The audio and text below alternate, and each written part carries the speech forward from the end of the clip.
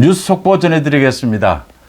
제가 잠시 전에 오후 1시에 그 한동훈에 대해서 가짜뉴스를 퍼뜨렸던 유시민, 이 유시민에 대해서 대법원 확정 판결이 나온 부분 500만 원 벌금형입니다. 여기와 관련해서 지난 대통령 선거 기간에 윤석열 후보에게 가짜뉴스를 퍼뜨렸던 소위 김만배와 신앙님입니다. 김만배 신앙님이 이 가짜 인터뷰를 만들어서 이걸 뉴스타파에 보도를 했고, 이 뉴스타파 보도를 인용을 해서 많은 언론들이 JTBC를 비롯해서 MBC까지 많은 언론들이 이 가짜뉴스를 퍼뜨린 부분입니다. 대장동의 핵심 인물인 김만배에 대해서 융자를 해주었던 부산저축은행 수사 관련 허위 보도입니다.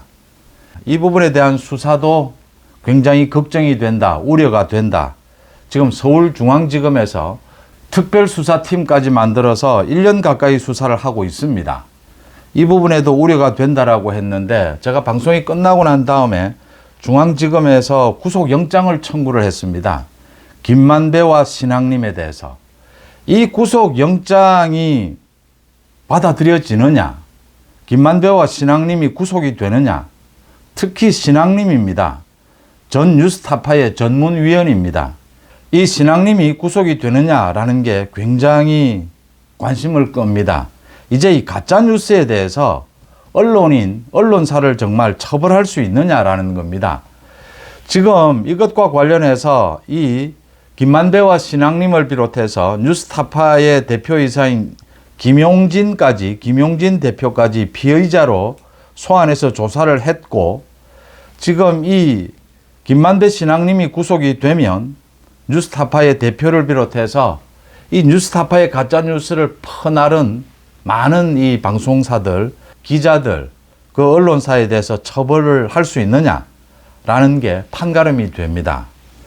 이게 참 굉장히 중요한 것인데, 말씀드렸다시피 우리는 가짜뉴스에 대해서 이게 허위라는 것을 알고 의도적으로 대선에서 여론 조작을 하기 위해서 가짜뉴스를 퍼뜨린 겁니다. 이럴 경우에 이 처벌법이 명료하게 우리는 정해져 있지 않습니다. 그래서 명예훼손으로 주로 처벌을 하는데, 이번에 중앙지검에서 이 구속영장을 청구를 하면서 명예훼손의 경우에, 유시민 경우에 제가 말씀을 드렸습니다. 지난 4년 동안 우리나라를 뒤흔들다시피 우리나라의 검찰권을 뒤집어 엎다시피 이렇게 한 이 가짜뉴스입니다. 한동훈이 노무현 계좌를 사찰했다라고 하는 내용이었죠.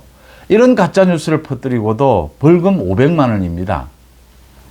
구속할 수도 있습니다. 징역 5년까지 때릴 수 있습니다. 그런데 대부분 구속하지 않습니다. 물론 이건 형사건이고 민사적으로 지금 한동훈이 이 유시민에 대해서 5억 원의 손해배상 청구를 해놓고 있습니다. 상당 부분 손해배상이 나오지 않겠느냐라고 보는데, 그래도 5억 원까지는 되지는 않을 것이다.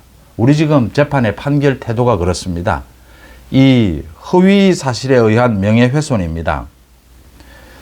그래서 굉장히 이례적으로 지금 중앙지검에서 김만배 신앙님에 대해서 구속영장을 청구했습니다. 첫째, 증거인멸을 하고 있어서 구속해야 한다. 그 다음, 가짜뉴스에 대해서 지금 직접적인 법안이 없기 때문에 가능한 모든 혐의를 다 동원을 했습니다. 그러니까 명예훼손도 있고요.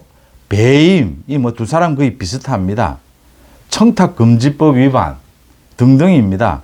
이 신앙님에 대해서는 공갈까지, 또 범죄수익은닉규제법, 이 가짜 인터뷰를 만들고 김만배가 신앙님에게 돈을 줍니다. 1억 6,500만 원. 신앙님이 이걸 자신의 책값인 것처럼 위장을 합니다. 그래서 이런 많은 이 혐의들을 받게 되는 겁니다. 중앙지검에서 이 가짜뉴스를 제대로 처벌할 수 없기 때문에 동원할 수 있는 모든 지금 처벌법을 동원한 셈입니다. 그래서 구속영장을 청구를 했습니다. 이 구속영장이 받아들여질 것이냐, 구속이 될 것이냐, 쉽지는 않을 겁니다. 그런데 우리 재판부가 좀 바뀌어야 한다라고 하는 겁니다. 가짜뉴스를 퍼뜨린 것, 허위 사실을 이용한 이 명예훼손, 현재로도 형법에 5년 이하의 징역형이고 심한 경우에 지금 징역형이 선고가 되는 경우가 있습니다. 김만배 신앙님은 허위 인터뷰를 만들어서 윤석열 후보를 공격해서 대선의 결과를 조작하려고 했습니다. 여론 조작을 하려고 했습니다. 정말 심각한 것이죠. 이걸 정말 엄벌에 한번 처해야 한다. 가짜뉴스에 대한 법안이 없더라도 오늘 한동훈도 그 이야기를 했습니다. 이 유시민 이 500만 원 벌금과 관련해서 자기가 가짜뉴스에 정말 이 엄청난 고통을 겪었다. 그런데 한동훈이 오늘 이재명이 그 기자들에 대해서 자기 마음에 들지 않는 기사를 쓰는 기자들에 대해서 애완견이라고 했습니다. 가짜뉴스도 문제지만 언론을 이렇게 애완견처럼 이렇게 언론을 겁박하는 이 이재명도 문제다.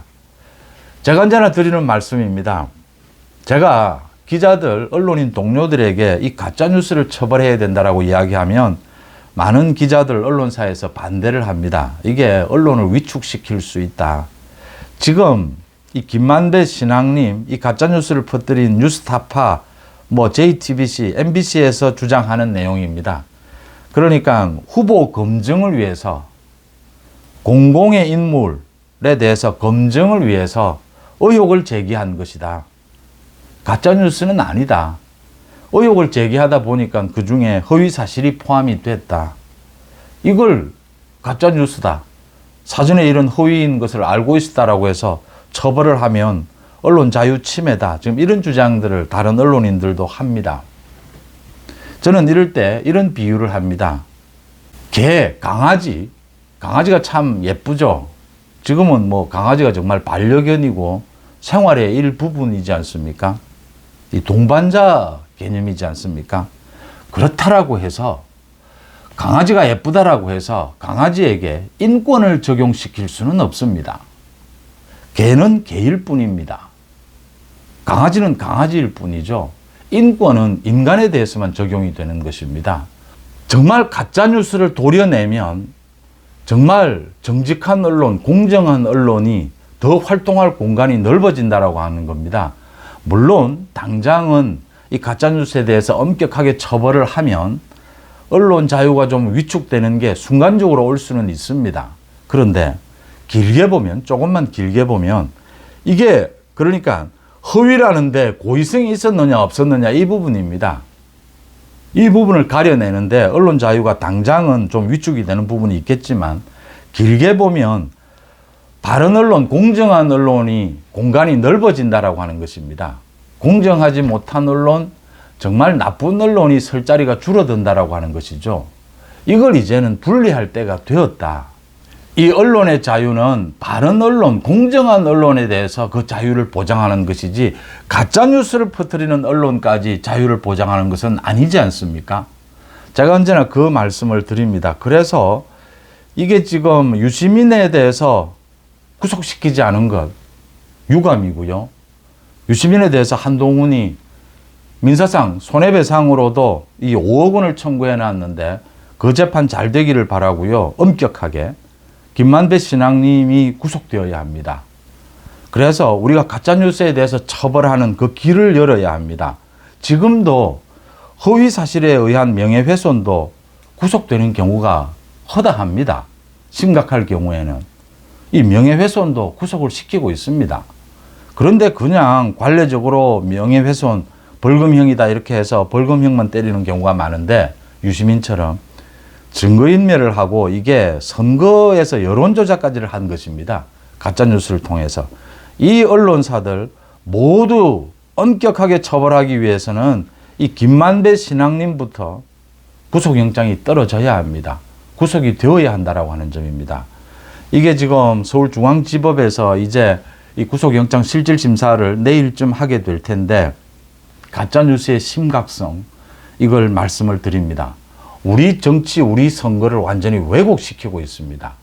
지난 10년 가까이 계속되고 있습니다. 이제는 인터넷이 발달해서 전 국민이 기자이지 않습니까? 이 가짜뉴스를 허용하게 되면 끝도 한도 없습니다. 이렇게 허위 사실인 것을 알고 이 뉴스 형태로 이렇게 퍼뜨리면 걷잡을 수 없습니다. 이 여론의 왜곡, 선거 결과가 뒤바뀝니다. 선거 결과를 왜곡하려고 하고 있습니다. 부정선거 중에서도 이런 부정선거가 없다라고 하는 점을 짚어봅니다. 송은재TV 마칩니다. 고맙습니다.